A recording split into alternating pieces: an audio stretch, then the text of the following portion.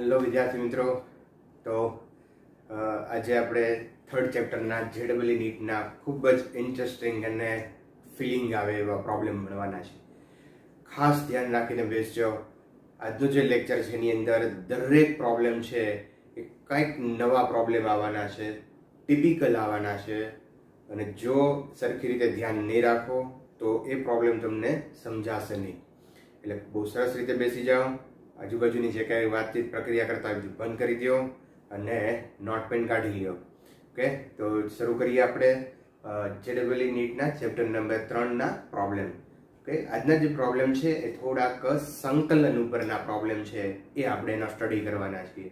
તો કેવી રીતના છે પ્રોબ્લેમ, ચલો ચેક કરીએ. એકદમ સિમ્પલ પ્રોબ્લેમથી હું શરૂ કરીશ અને જેમ જેમ આગળ જતા જશું એમ એમ કંઈક થોડા હાર્ડનેસ તરફ આપણે જતા જશું. Okay, let's start.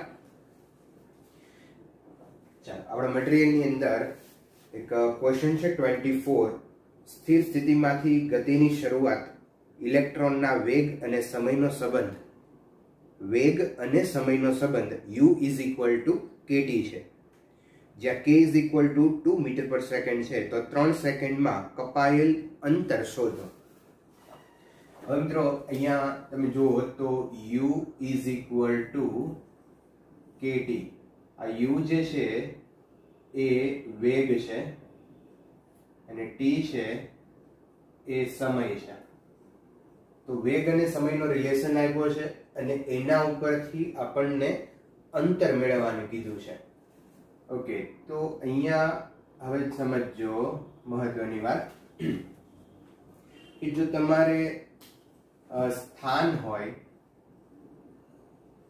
સ્થાન પરથી વેગ મેળવવું હોય અને વેગ પરથી પ્રવેગ મેળવવો હોય તો આપણને ખ્યાલ છે કે આપણે વિકલન કરીએ છીએ. સ્થાનનું વિકલન વેગ આપશે, વેગનું વિકલન પ્રવેગ આપશે.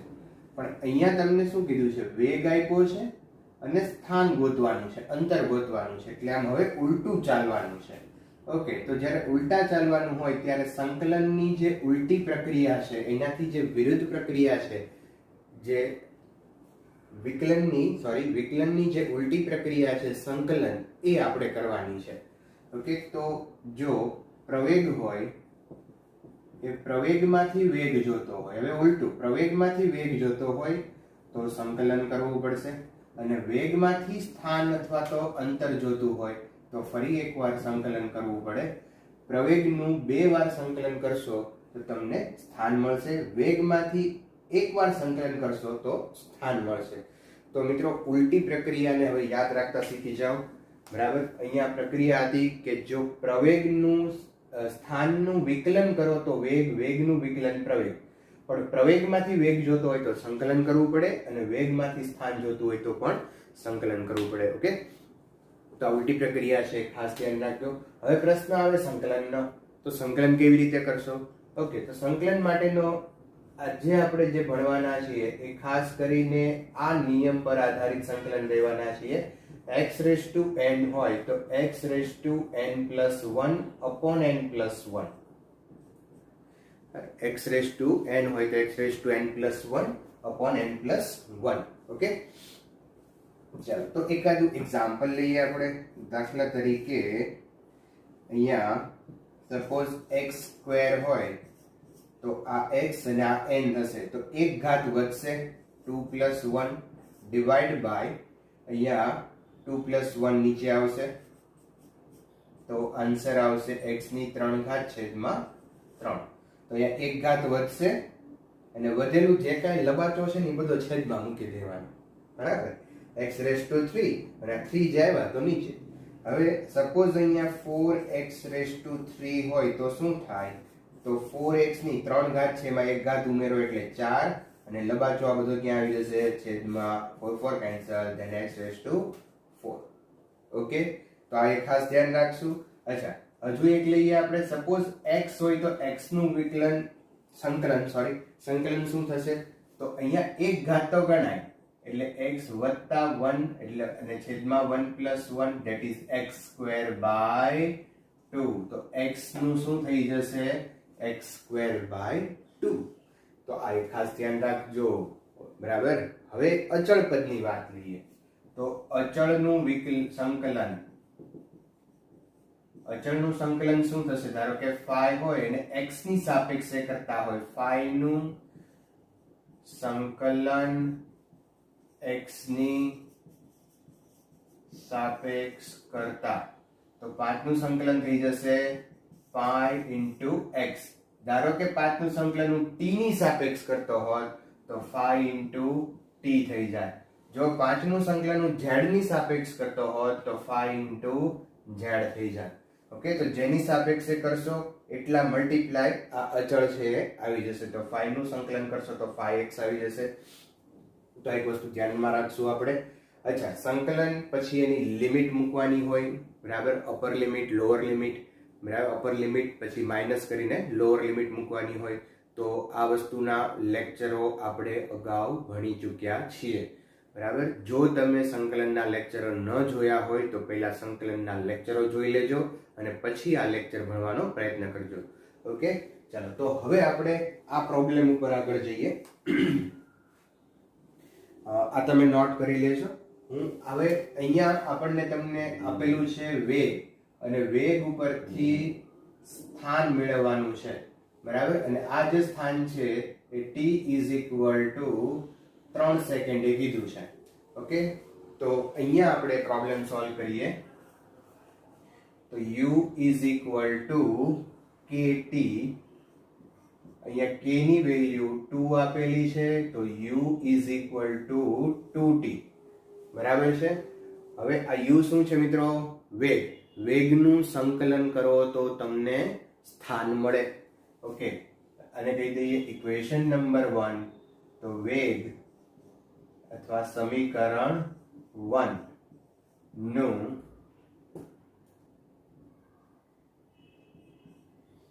સંકલન સ્થાન આપે તો સંકલનની સંજ્ઞા છે આ રીતે ઇન્ટિગ્રેશન, બાબાજી કા ઠુલ્લું નહીં, ઇન્ટિગ્રેશન u કોની સાપેક્ષે કરવાનું છે? સમયની સાપેક્ષે। તો u into dt આ ઓપરેટર કહેવાય બરાબર। ક્યાંથી આવ્યું એમ ન પૂછતા, આ સંકલન કરવાનું કેટલા બે આવે છે is equal to integration 2t હતા તો આ બે આવે તે integration dt। મેથેમેટિકલી એવું વિચારી શકો કે બે બાજુ integration dt વડે મલ્ટીપ્લાય કરવું એટલે ખરેખર તો સંકલન કરીએ છીએ આપણે। લિમિટ શું મૂકશો? 0 to 3। ચાલો u into dt તો આનું સંકલન તમને આપશે સ્થાન that is x। 2t નું સંકલન થઈ જશે 2t² / 2। એક ઘાત વધે અને વધેલું બધું છેદમાં, લિમિટ મૂકવાની 0 to 3 બરાબર। આ 2 કેન્સલ થઈ જશે। હવે આ t ની જગ્યાએ એકવાર 3 મૂકવાના માઈનસ t ની જગ્યાએ એકવાર 0 મૂકવાનું। પણ મિત્રો યાદ રાખજો, જ્યારે આ 0 ટર્મ્સ અહીંયા મૂકવાની આવશે ત્યારે બીજું પદ આપણે લખશું નહીં, સિવાય કે સાઇન કે કોસ આવા ટ્રિગોનોમેટ્રી ફંક્શન હશે તો જ લખશું આપણે, બાકી લખવાની જરૂર નથી। ઓકે, ચાલો તો આ 2 કેન્સલ થઈ જશે। હવે t ની જગ્યાએ આપણે 3 મૂકશું તો 3 નો વર્ગ થઈ જશે 9। તો આન્સર આવશે મિત્રો x = 9 મીટર। ઓકે, તો ક્લિયર? તો સંકલન એક વખત શીખી લ્યો, નોટ કરી લ્યો આ પ્રોબ્લેમ, પછી આપણે આગળ જઈએ। ઓકે,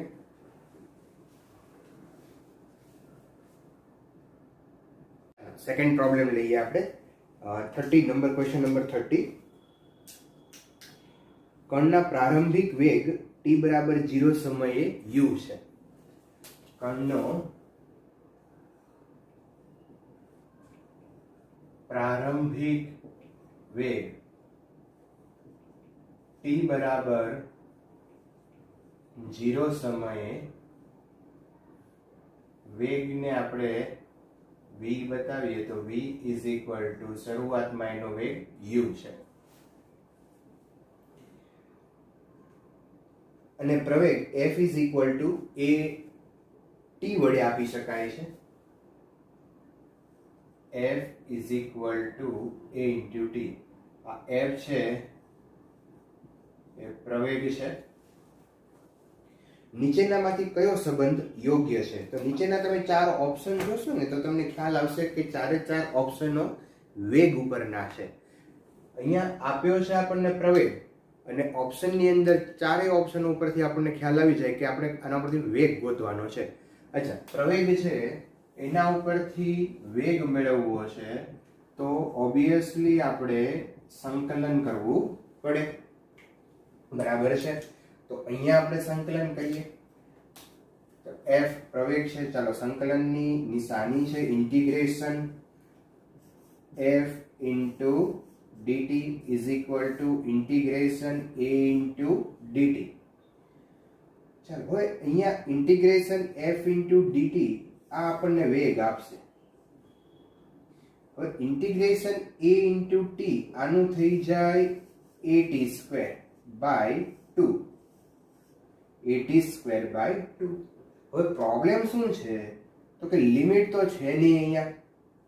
આને અનિયત સંકલન કહેવાય. શું કહેવાય? ઇન્ટિગ્રેશન છે એમાં કોઈ લિમિટ નથી તો એને કહીશું આપણે અનિયત સંકલન. હવે જ્યારે અનિયત સંકલન હોય, લિમિટ ન હોય તો તમારે સંકલન કર્યા પછી પ્લસ કરીને એક કોન્સ્ટન્ટ લખવો જોઈએ. Plus constant c.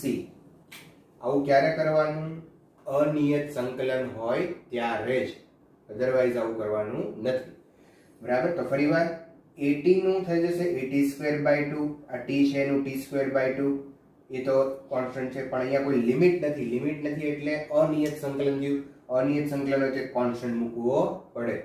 ઓકે, તો અહીંયા મેં કોન્સ્ટન્ટ મૂકી દો. હવે જ્યારે કોન્સ્ટન્ટ મૂકો ને ત્યારે કોન્સ્ટન્ટની વેલ્યુ આપણે ફાઇન્ડ કરવાની. બરાબર. તો એ કોન્સ્ટન્ટની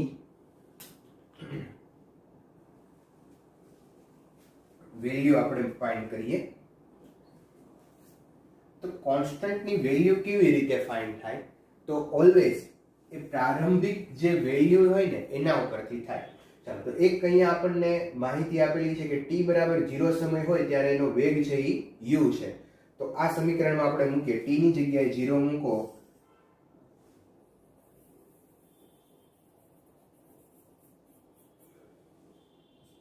t ની જગ્યાએ 0 મૂક. અહીંયા લખીએ આપણે t બરાબર 0 અને v બરાબર u મૂકતા.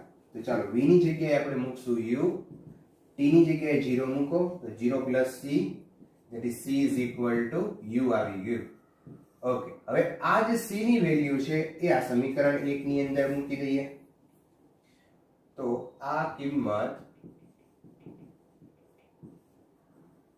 સમીકરણ 1 માં મૂકતા then v is equal to at square by 2 plus constant c. at square by 2 plus constant c. c ની જગ્યાએ આપણે આ u લખશું. u છે એ પ્રારંભિક વેગ છે અને આમ પણ લખાય u plus half at square. તો v is equal to u plus half at square. આ એનો આન્સર આવશે. તો આવો એક આન્સર છે, અંદરથી તમે સિલેક્ટ કરી શકો. નોટ કરો પછી આગળ જઈએ.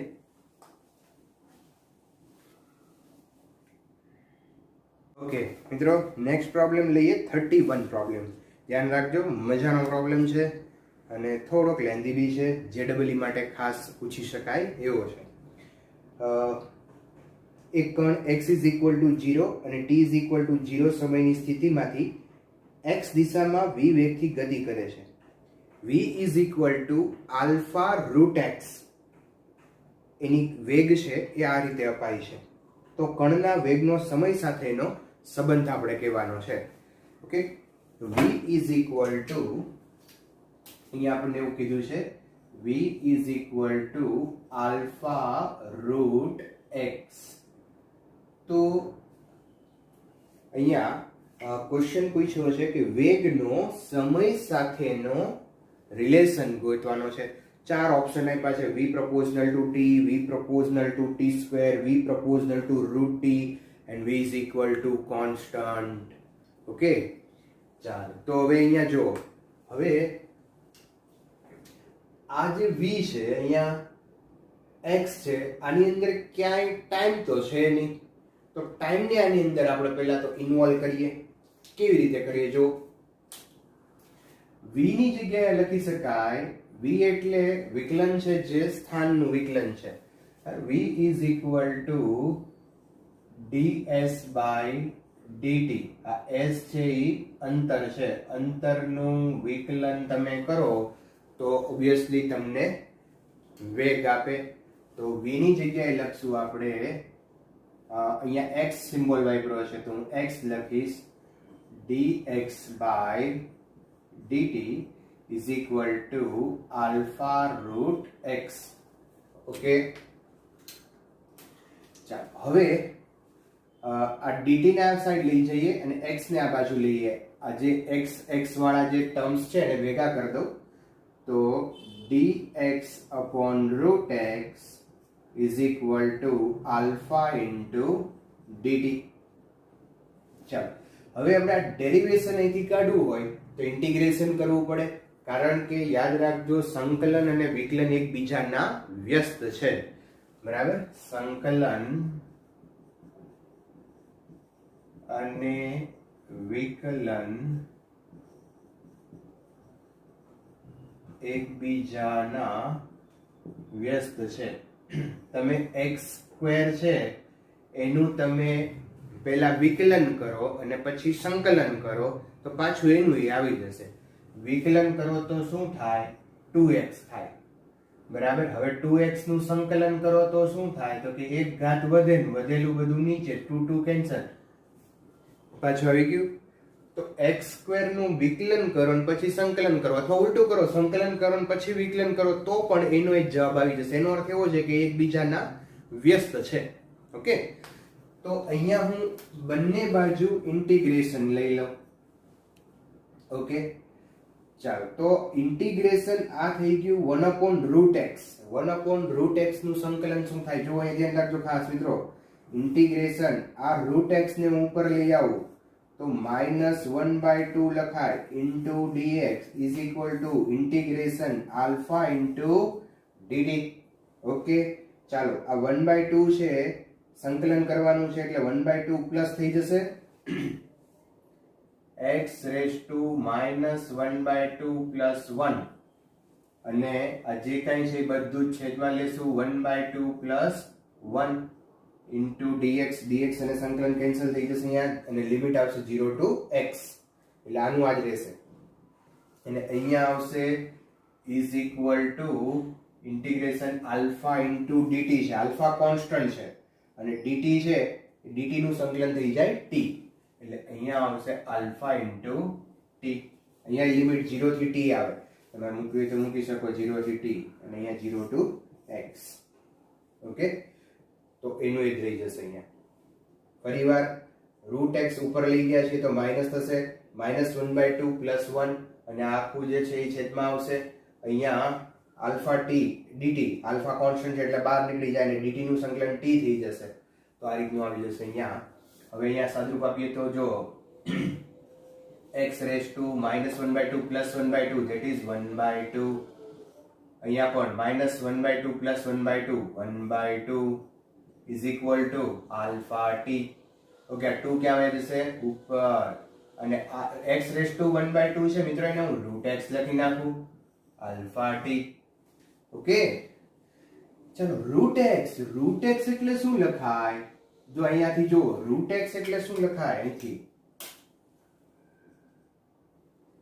અહીંયા આને કહી દઈએ સમીકરણ 1 ચાલો સમીકરણ 1 પરથી તમે જુઓ તો v is equal to alpha √x then √x is equal to v upon alpha બરાબર આને કહી દઈએ ઇક્વેશન નંબર 2 હવે આ જે કિંમત છે √x બરાબર v upon alpha √x બરાબર હું લખી શકું v upon alpha તો એ મૂકી દઈએ અહીંયા કિંમત 2 √x ની જગ્યાએ લખશું v upon alpha is equal to alpha into t okay ચાલો નેક્સ્ટ આગળ જઈએ. 2 અને આલ્ફા આ સાઈડ લઈ જાઓ. આલ્ફા આ સાઈડ જશે એટલે આલ્ફા સ્ક્વેર અને 2 છેદમાં આવશે તો v is equal to alpha square into t divided by 2. હવે આલ્ફા અને 2 કોન્સ્ટન્ટ છે તો v proportional to t. તો આ થઈ ગયો આપણો આન્સર કે v છે વેગ છે એ સમયના સમપ્રમાણમાં છે. તો મિત્રો આ રીતે આ પ્રોબ્લેમ છે એ સોલ્વ થશે. અહીંયા તમારા માટે આ એક કી પોઈન્ટ છે. અહીંયા રકમમાં t નથી એટલે t ને ઇન્ટ્રોડ્યુસ કરવા માટે હું અહીંથી t લઈ આવ્યો dx/dt કર્યું બરાબર. પછી બંને બાજુ ઇન્ટિગ્રેશન કર્યું આ પણ એક કી પોઈન્ટ તમારા માટે કહી શકાય. પછી કેલ્ક્યુલેશન છે. તો આ બે વસ્તુ તમારા માઇન્ડમાં હોવું જોઈએ. આ બે ફિઝિક્સ છે બાકી કેલ્ક્યુલેશન છે. ઓકે તો ઝડપથી નોટ કરી લો પછી આપણે આગળ પ્રોબ્લેમ સોલ્વ કરીએ. આપણે t is equal to √x plus 3 એ કણનું સ્થાન દર્શાવે છે જ્યાં t સેકન્ડમાં અને x છે એ મીટરમાં છે. જ્યારે વેગ શૂન્ય છે ત્યારે એનું સ્થાન શું છે એ આપણે ગોતવાનું છે. જો મજાનો પ્રશ્ન છે. અહીંયા ક્વેશ્ચન આપ્યો છે અહીંયા t is equal to √x plus 3. આ t સમય અને x છે એ સ્થાન બતાવે છે. હવે જ્યારે વેગ શૂન્ય હોય ત્યારે સ્થાન કેટલું છે એ ફાઇન્ડ કરવાનું છે. ક્વેશ્ચન સમજજો ખાસ. શું કીધું છે કે જ્યારે વેગ શૂન્ય હોય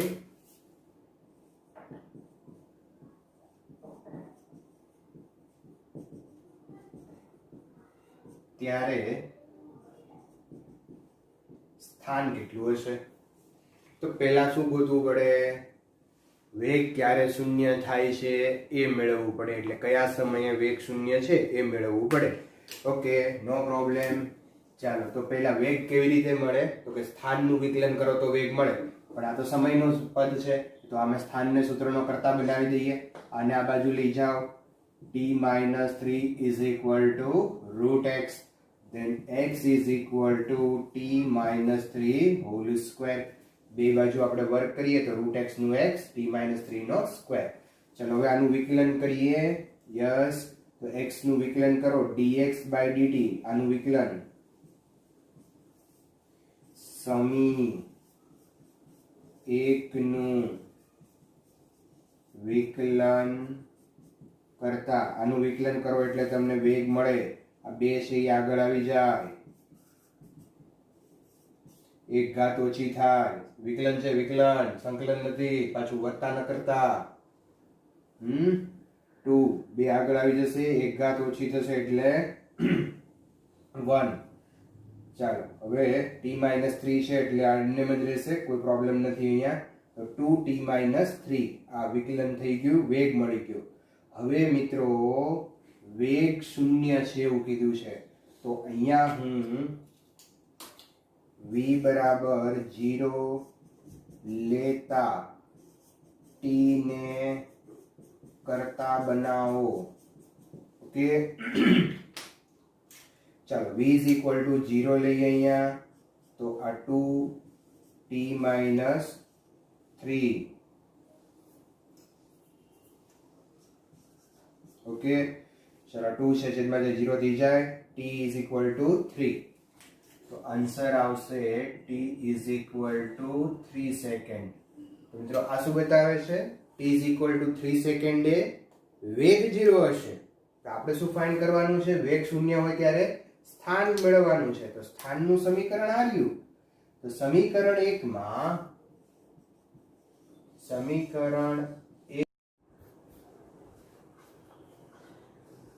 અચ્છા મિત્રો એકવાર ફરીવાર અહીંયા થોડુંક કપાઈ જાય છે એટલા માટે v સમય જે છે integration v dt into upon integration dt. બરાબર. સ્થાન માટે ds આવે છે અને સમય માટે અહીંયા dt લીધું છે. પછી આ બેનો તમારે ગુણોત્તર લેવાનો છે. ઓકે અહીંયા થોડું કપાઈ ગયું છે એટલે અહીંયા મેં ફરીવાર લખ્યું છે. ઓકે ચલો તો અહીંયા અટકીએ. Thank you.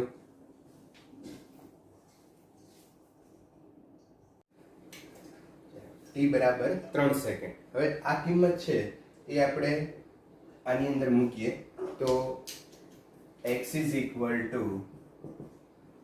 t ની જગ્યાએ 3 મૂકશો 3 - 3 0 then x is equal to 0 તો આનો જવાબ આવી જશે સિમ્પલ પ્રોબ્લેમ છે ઓકે ચાલો નેક્સ્ટ પ્રોબ્લેમ આપણે જોઈએ તો 39 ઓકે 39 માં છે નીચેનામાંથી કયું સમીકરણ અચળ પરિમિત મૂલ્યના પ્રવેગ ધરાવતા પદાર્થની ગતિ દર્શાવે છે ઓપ્શનની અંદર આપણને 4 જુદા જુદા સૂત્રો આપેલા છે એમાંથી આપણે નક્કી કરવાનું છે કે અચળ પ્રવેગ વાળું સમીકરણ છે કયું છે અહીંયા p q r છે એ અચળાંકો છે અચ્છા મિત્રો આ ક્વેશ્ચનને આપણે એક બીજી રીતે હું અહીંયા તમને બતાવું ધારો કે કોઈ અહીંયા t છે t² છે અને t³ છે બરાબર આ ત્રણ સમીકરણો છે જો ધારો કે આ બધા જે છે એ કોઈ સ્થાનાંતરના સમીકરણો છે બરાબર જે સમય સાથે રિલેટેડ છે હવે t નું તમે સ્થાનાંતરની સમયની સાપેક્ષે વિકલન કરો તો આ બધા સ્થાનાંતરના સમીકરણ છે એટલે એકવાર વિકલન કરીએ તો t નું વિકલન થઈ જશે 1 બરાબર અહીંયા હું x લઈ લઉં સ્થાનાંતરના સમીકરણો છે ઓકે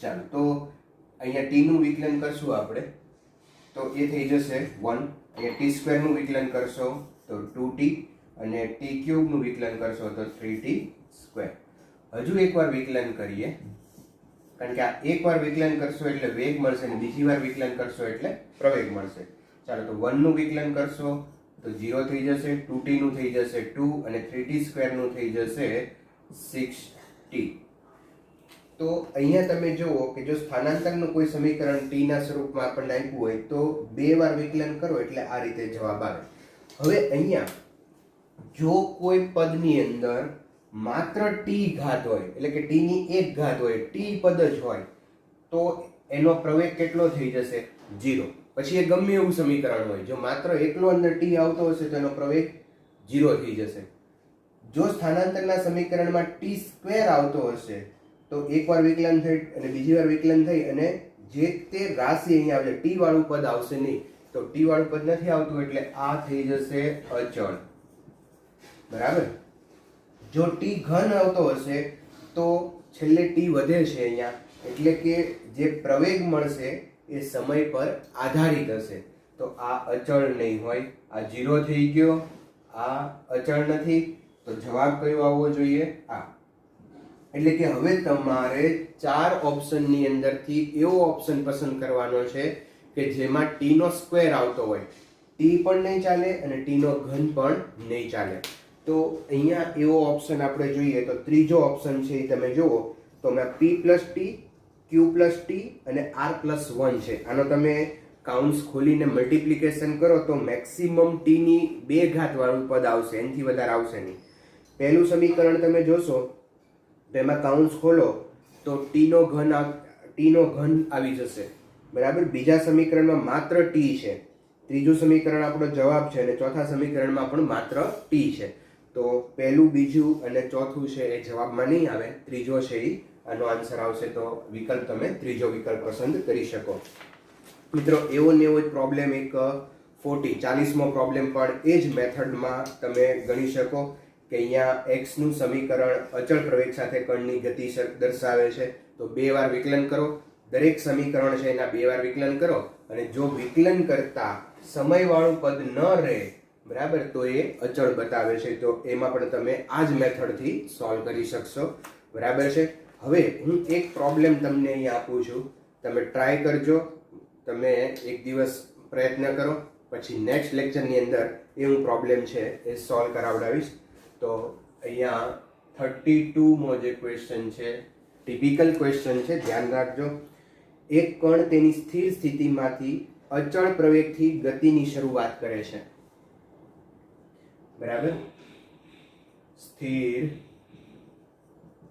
સ્થિતિમાંથી અચળ પ્રવેગથી ગતિની શરૂઆત કરે છે, બરાબર.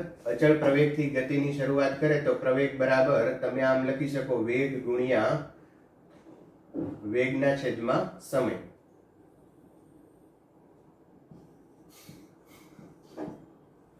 તો a is equal to v by t. તો આ ફોર્મ્યુલા ઉપરથી આપણે લખી શકીએ. તેનો સ્થાનની સાપેક્ષ સરેરાશ વેગ અને સમયની સાપેક્ષ સરેરાશ વેગનો ગુણોત્તર શોધો. સ્થાનની સાપેક્ષ સરેરાશ વેગ અને સમયની સાપેક્ષ સરેરાશ વેગ શોધવાનો છે, બરાબર. થોડીક હિન્ટ હું તમને અહીંયા આપી દઉં. તો મિત્રો અહીંયા વેગ બરાબર થઈ જશે a ઇન્ટુ t, બરાબર. અચ્છા, વેગ માટે ds બાય dt લખી શકાય. Yes, ds by dt is equal to a into t, then ds is equal to a into t into dt.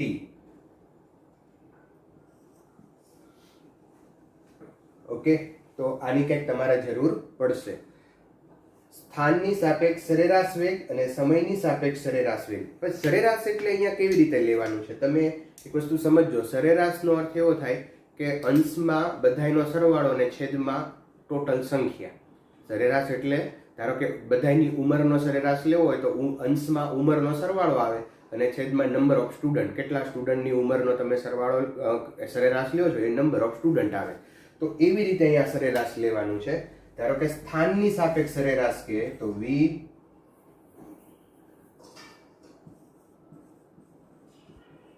સ્થાનની સાપેક્ષ સરેરાશ તો ઇન્ટિગ્રેશન v ઇન્ટુ ds. આ સરવાળો કર્યો મેં. v એટલે વેગ, વેગનો સરવાળો કર્યો, પણ કોની સાઈડ રિસ્પેક્ટમાં કર્યો? સ્થાનની રિસ્પેક્ટમાં. અને છેદમાં ટોટલ ડિસ્ટન્સ ds. તો આ ફોર્મ્યુલાનો ઉપયોગ કરો. v છે એ તમારી પાસે છે, એની વેલ્યુ અહીંયા મૂકી દો. ds તમારી પાસે છે, એની વેલ્યુ અહીંયા મૂકો. પછી એનું સાદુરૂપ આપી અને v સ્થાન ગોતો.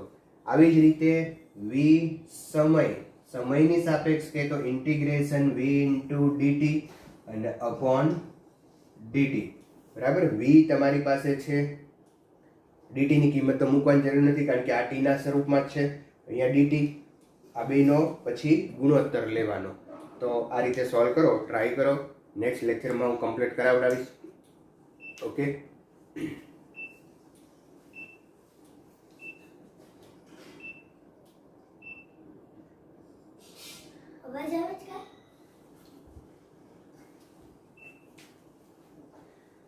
ઓકે મિત્રો, તો આપણે અહીંયા અટકીએ. નેક્સ્ટ લેક્ચરમાં અહીંથી આગળ જશું. Thank you, take care, good bye. અચ્છા મિત્રો, એકવાર ફરીવાર અહીંયા થોડુંક કપાઈ જાય છે એટલા માટે v સમય જે છે integration v dt into upon integration dt, બરાબર. સ્થાન માટે ds આવે છે અને સમય માટે અહીંયા dt લીધું છે. પછી આ બેનો તમારે ગુણોત્તર લેવાનો છે. ઓકે, અહીંયા થોડું કપાઈ ગયું છે એટલે અહીંયા મેં ફરીવાર લખ્યું છે. ઓકે, ચલો તો અહીંયા અટકીએ. Thank you.